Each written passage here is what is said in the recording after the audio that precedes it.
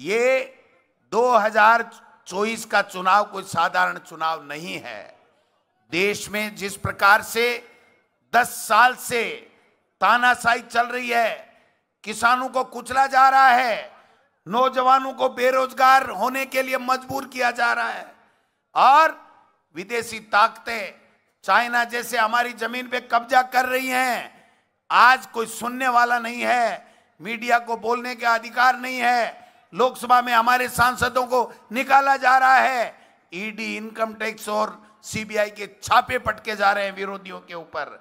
ये चुनाव साधारण चुनाव नहीं है। आप इस बात से अंदाज लगा सकते हो कि ये चित्तौड़गढ़ और राजस्थान का अब की बार का लोकसभा का चुनाव क्यों महत्वपूर्ण है। आदरणीय हमारे राष्ट्रीय अध्यक्ष खड़गे साहब आशीर्वाद देने के लिए यहां पर खुद चल करके आए, इससे बड़ी कोई बात नहीं हो सकती है।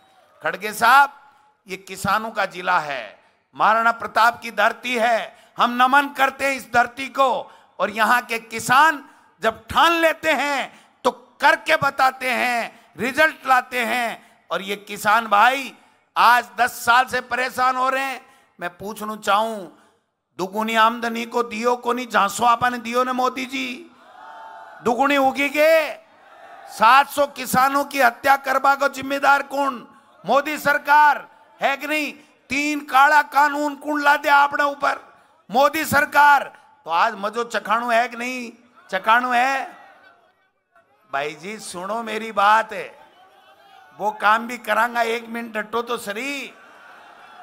ये उदयलाल आंजना वो शख्स है जिसकी कलम से राजस्थान के 14,000 करोड़ रुपए किसानों का ऋण माफ करने का काम किया। ये उदयलाल है।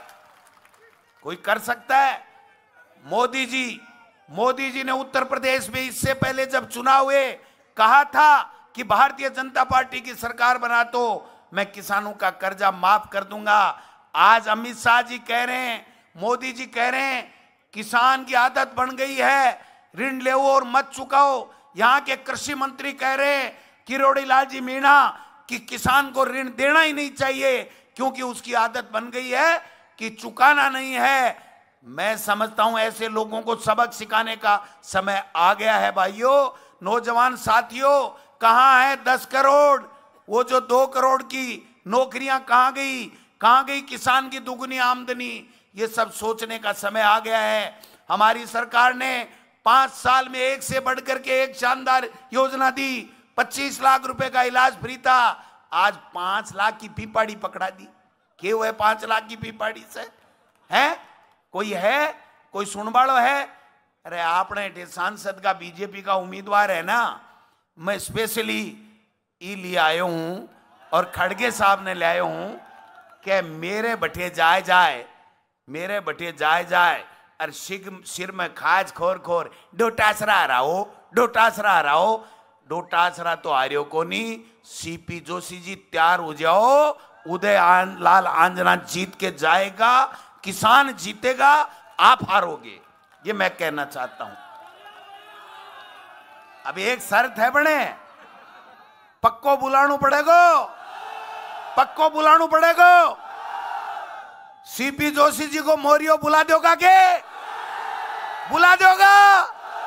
उदयलाल आंजना ने दिल्ली भेज दोगा?